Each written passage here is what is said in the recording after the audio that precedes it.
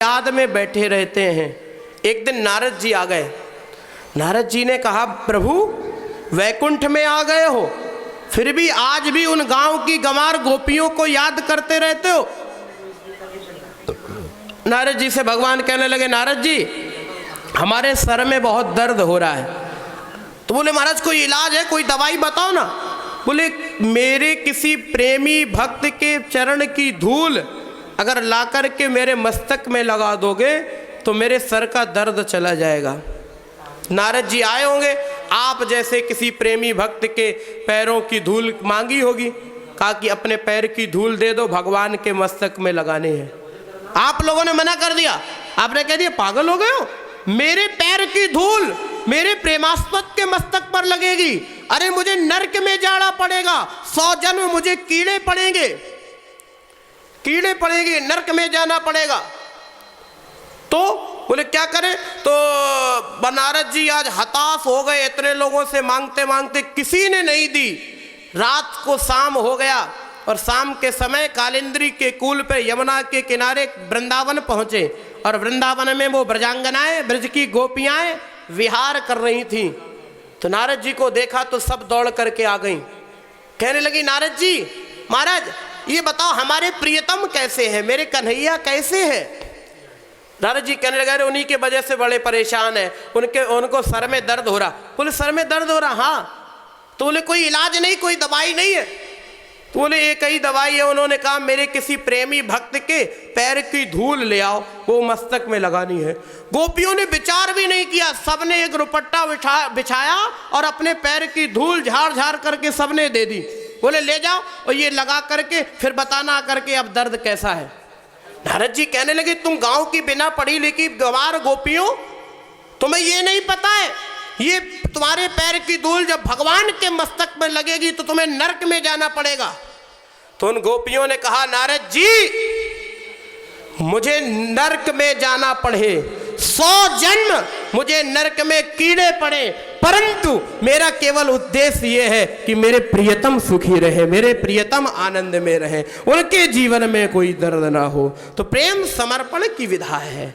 प्रेम में मिलते तो दो हैं लेकिन रहता एक है। जिस समय श्री किशोरी जी से उद्धव जी ने कहा कि हम वापस जा रहे हैं, हमें कोई पत्र लिख करके दे दो, ठाकुर जी को हम दे देंगे। तो किशोरी जी ने कहा कि प्रियतम को पतिया लिखूं, उनको प्रियतम को पतिया लिखूं। क्यों? बोले जो कहूँ हो ही विदेश, उनको पत्र तब तो लिखूं कि जो कोई विदेश में हो।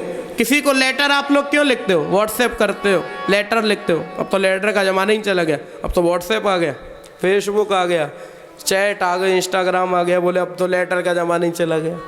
तो किशोरी जी के ज़माने में तो पत्र ही लिखा जाता था। तो कहा गया प्रियतम को पतिया लिखूं, जो कहूँ हो ही विदेश। पत्र तब तो लिखूं जो कोई विदेश में हो। तो कहाँ है वो? बोले जो मन में जो प्राण में, ताको को ने सने। जो हमारे मन में है, जो हमारे प्राण में है, जो पल पल हर क्षण हमारे हृदयंगम में रमण करता है, वो रमण विहारी है, उनको कौन सा पत्र लिखूं? प्यारे, आज यही समझौता यहां भी हुआ। भगवान राघवेंद्र सरकार से कहा कि प्रभु राज्य थोड़ा सा रोकना पड़ेगा, आप लोग वहीं चढ़ाएं, पीछे दरबार लगा हुआ, पीछे जाएं, आप लोग पीछे चढ़ा करके आए। बीच कथा में यहाँ न आए, बीच कथा में नहीं, आरती में आए या फिर पीछे आप लोग जाया करें। महाराज जो चर्चा हो रही थी वो चर्चा भी यही है। श्री भरत जी महाराज राघवेंद्र सरकार से कह रहे हैं कि प्रभु ये राज्य आपका है, आपको ही लेना पड़ेगा। तो श्री राम जी ने कहा कि राज्य हम ले रहे। राम जी ने वहीं पर राम जी का अभिषेक हो गया। राम जी को राज्य दे दिया गया, अयोध्या का राज्य राम जी को दे दिया गया, राजा राम ही होंगे। तो भरत जी क्या होंगे? बोले कार्यवाहक। कार्यवाहक राजा के रूप में श्री भरत जी को चार्ज मिल गया। अर्थात मतलब ये है, श्री भरत जी भी राम जी को राज्य देना चाहते थे और श्री दशरथ जी भी राम जी को राज्य देना चाहते थे, लेकिन भरत जी ने राम जी को राज्य सौंप दिया और दशरथ जी राम जी को राज्य नहीं दे पाए। दशरथ जी राम जी को राजा नहीं बना पाए। बुद्धिजीवी श्रोतागण बैठे, दशरथ जी राम जी को राजा भवन में नहीं बना पाए और भरत जी ने राम जी को राजा वन में बना दिया। क्यों? इसका मतलब बिल्कुल सीधा सा है, दशरथ जी राम जी को राज्य देना चाहते थे। वो ये कह रहे थे कि ये राज्य हमारा है, हम आपको दे रहे हैं। तो भगवान कह रहे, भगवान का अर्थ सीधा सा है, जो कोई ये कह दे कि हमारा है हम दे रहे, वो राज्य तो भगवान कभी नहीं ले सकते। वो तो कहते तेरा तुझको अर्पण वालों को ही लेते हैं। और भरत जी क्या कह रहे हैं? भरत जी राम जी को राज्य सौंपना चाह रहे हैं। भरत जी कह रहे हैं कि प्रभु ये राज्य आपका है, हम आपको सौंप रहे हैं। जब सौंपने की बात आ गई तो राम जी ने सहर्ष राज्य स्वीकार कर लिया और भरत जी से कह दिया कि ये मेरी हमारे मोरे शरण राम की पनही। तो भरत ने भगवान श्री राघवेंद्र सरकार ने पादत त्राण दे दी, अपनी खड़ाऊ दे दी और भरत जी ने खड़ाऊ को ले लिया और सर पे रख लिया और चित्रकूट से वापस चल दिए। शीश पे खड़ाऊ सुसज्जित कर लिए। राम भक्त ले चला रे राम की निशानी, राम भक्त ले चला रे। शीश पे खड़ा हूँ अखियों में पानी, शीश पे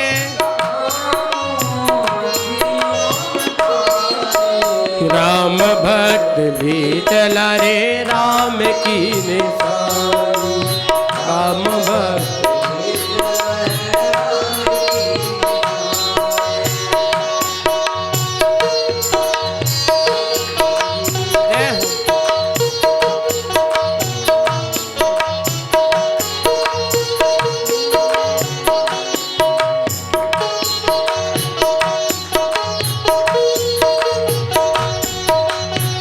इनकी छाव में रहेगी राजधानी, अब इनकी राम भक्त ले चला रे राम की निशानी, राम भक्त ले चला रे राम की निशानी।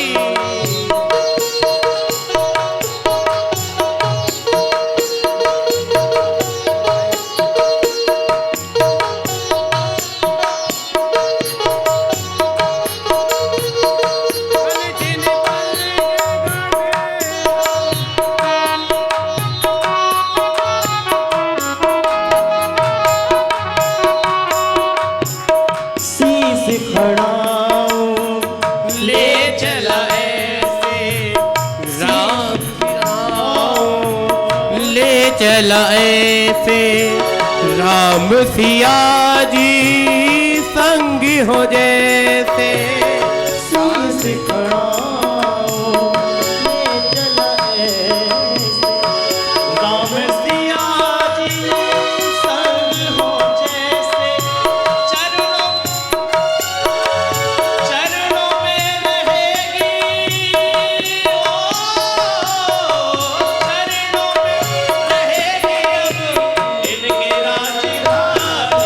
राम भक्त ले चला रे राम की निशानी, राम भक्त ले चला रे राम भक्त ले चला रे राम की निशानी,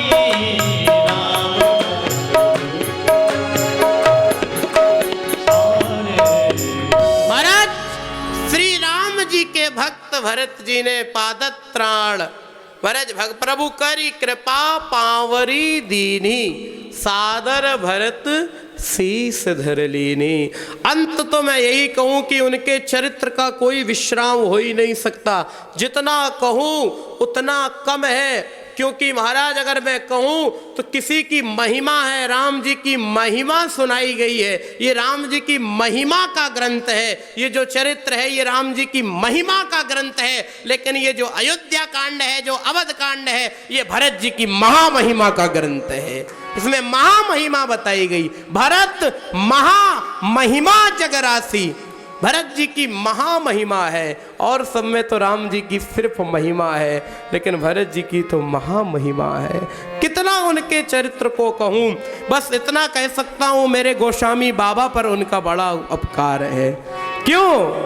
क्योंकि गोस्वामी जी ने जब इस चरित्र को पूर्ण किया तो गोस्वामी जी को ये लिखना पड़ा, सिया राम प्रेम पीयूष पूरण होत जन्म न भरत। सिया राम प्रेम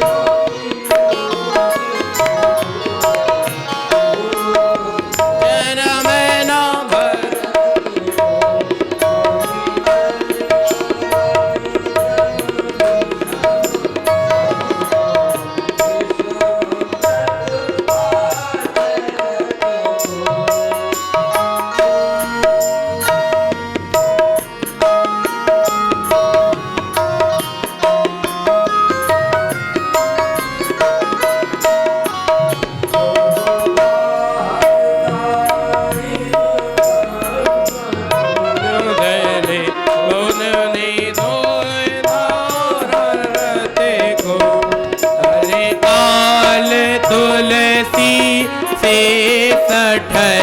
हटे राम सन मुख करते को कलिकाल तुलसी।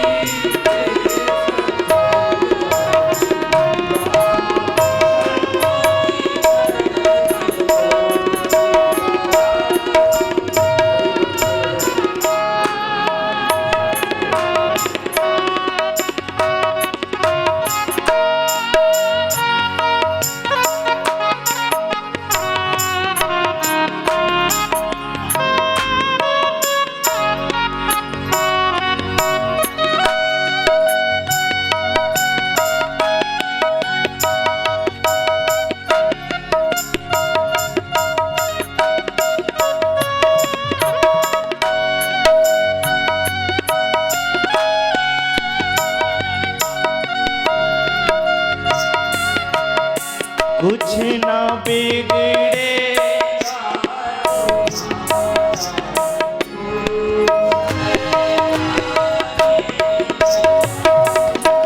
कुछ ना बिगड़ेगा तुम्हारा गुरु शरण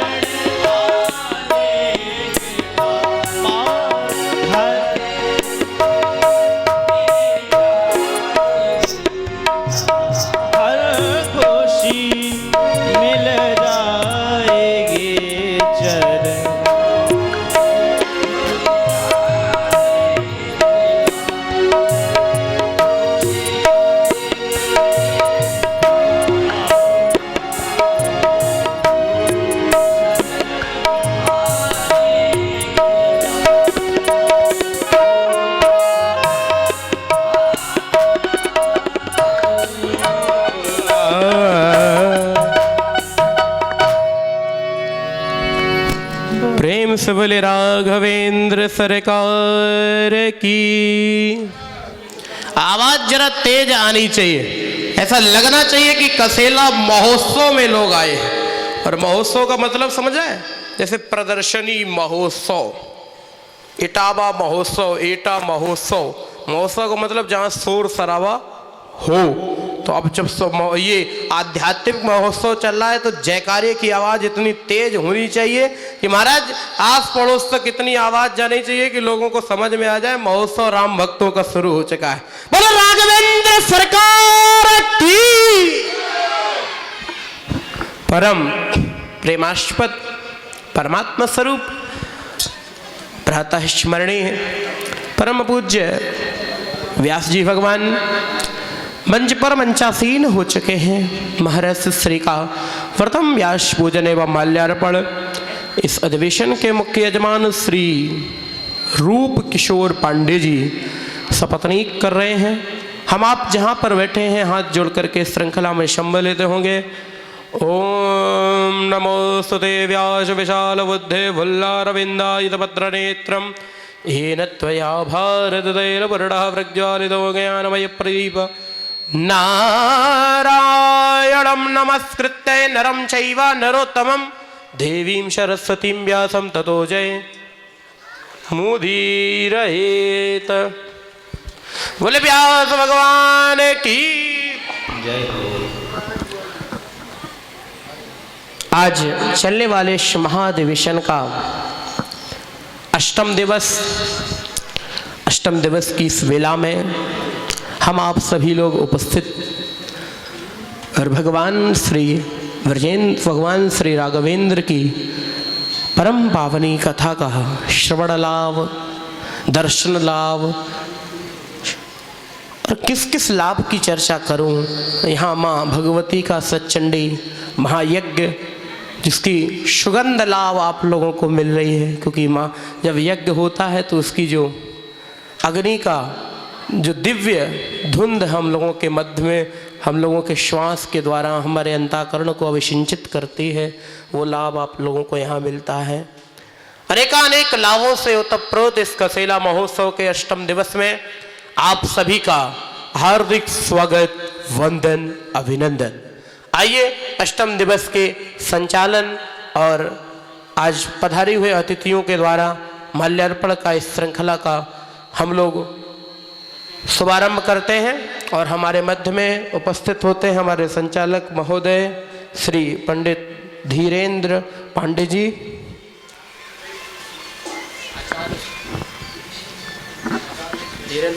नारायण। सर्वप्रथम मैं व्यासपीठ को नमन करता हूँ। परम श्रद्धेय परम पूज्य आचार्य अवस्थी जी महाराज के चरणों में नमन करता हूँ और इस कैसेला महोत्सव के पंडाल में विराजमान समस्त भक्तों संत जनों के चरणों में मैं नमन करता हूँ।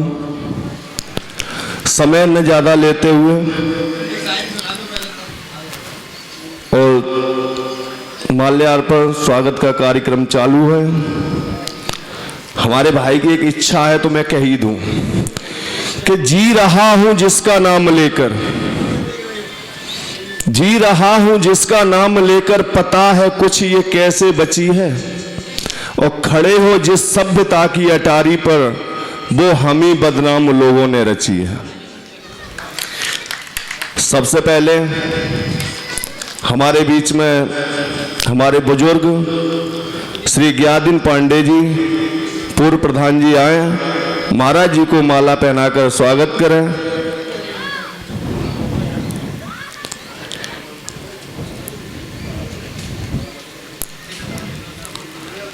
और नंगला घुआ से पधारे हमारे बीच श्री रामनिवास मिश्रा जी गुरु जी आए, वो महाराज जी को माला पहनाकर स्वागत करें।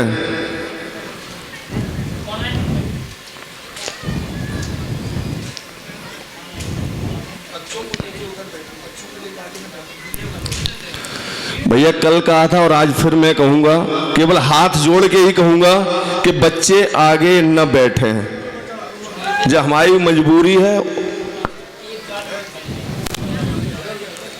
इसी श्रृंखला में श्री देवेंद्र पांडे जी आए, हमारे बड़े भाई, और ये संगीत कलाकार भी हैं। महाराज जी को माला पहनाकर स्वागत करें देवेंद्र पांडे जी। और बड़े हर्ष की बात यह है कि जिन्होंने पढ़ाया और हम लोगों को आगे की रास्ता सिखाई, वो हमारे गुरुजी श्री होशियार सिंह चौहान जी बरौलिया वाले आए। महाराज जी को माला पहनाकर स्वागत करें।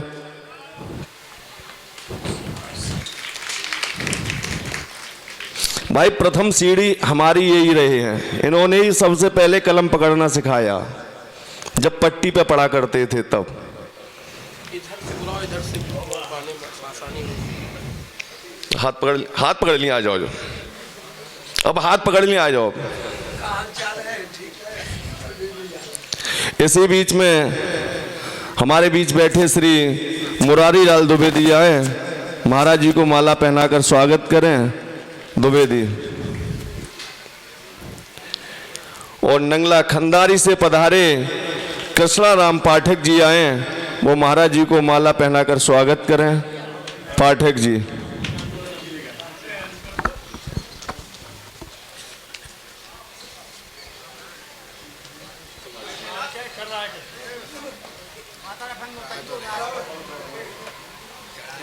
पकड़ लिए तो छोड़ेंगे। पकड़ना।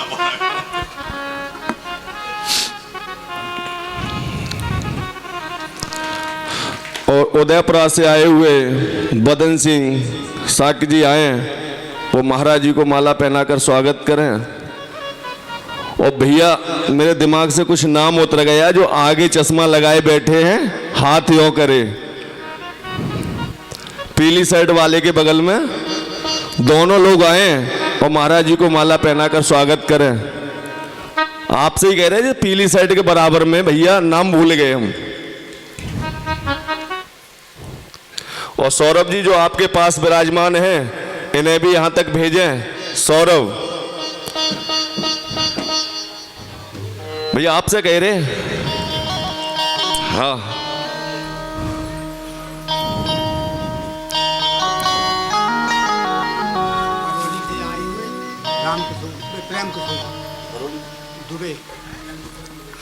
और हमारे बीच में परौली सुहागपुर से पधारे हुए द्विवेदी आए, वो महाराज जी को माला पहनाकर स्वागत करें।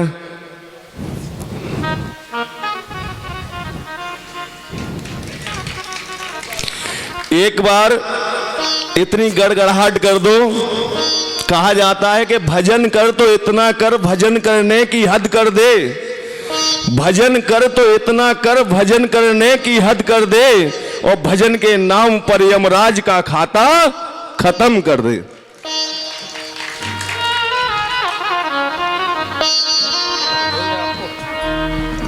और हमारे धीरेन्द्र पांडे जी, और इस राम कथा में परम पूज्य महाराज श्री तो यहाँ तक लाने का जो प्रयास सदैव उनका रहता है, ताकि इस क्षेत्र को पूज्य महाराज श्री का ये उद्बोधन सुनने को मिल सके। आज क्योंकि महाराज श्री का गांवों में आना आजकल बहुत मुश्किल होता है, इसलिए भी अपनी जिद करके या कुछ भी करके जैसे भी लाते हैं।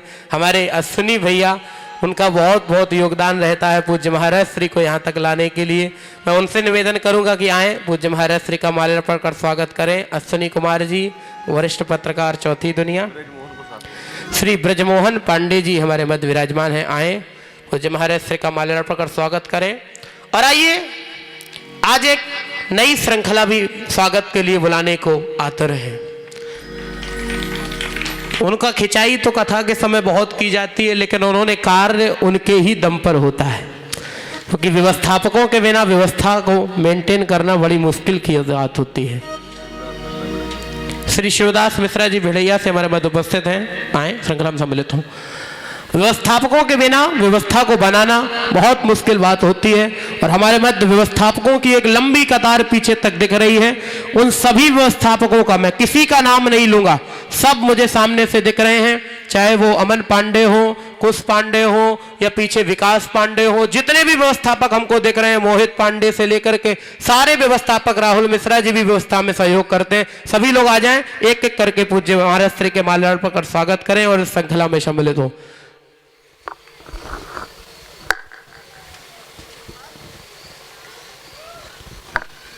शीघ्रता करेंगे, जिनका नाम बोला गया या नहीं बोला गया व्यवस्था में, वो सभी लोग उपस्थित हैं। पीछे से लेकर के आगे तक जितने भी व्यवस्थापक अभी यहाँ उपस्थित हों, जिनके पास में व्यवस्थापक कार्यभार है, वो सभी लोग उपस्थित हो जाएं। नाम किसी का नहीं लिया जा रहा, लेकिन व्यवस्थापक मुझे सब पता है, सब दूर दूर तक मुझे दिख रहे हैं। शीघ्रता करें, सभी लोग आएं और श्रृंखला में सम्मिलित हों।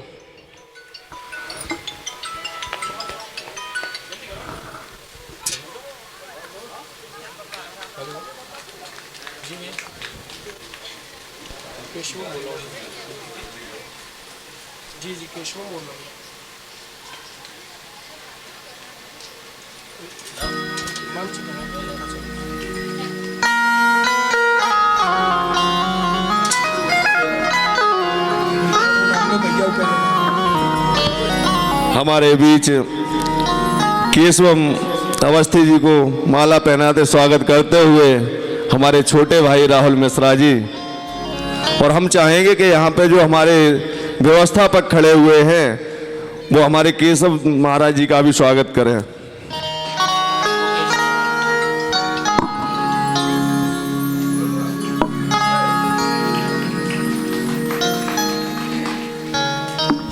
इसी बीच में बाजितपुर से पधारे श्री राम नरेश मिश्रा जी आए, महाराज जी का माला पहनाकर स्वागत करें।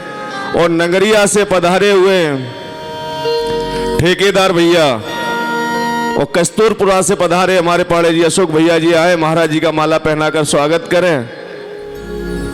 ठेकेदार चौहान साहब आए, महाराज जी को माला पहनाकर स्वागत करें।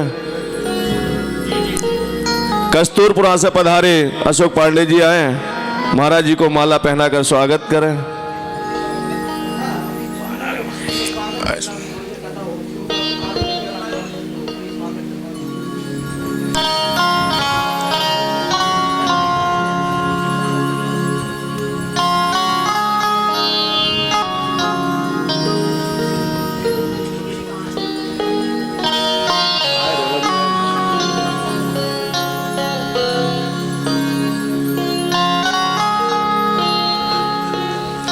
चलते चलते एक छोटी सी बात और, कि माँ की ज्योति से नूर मिलता है, माँ की ज्योति से नूर मिलता है, गमे दिल को सुख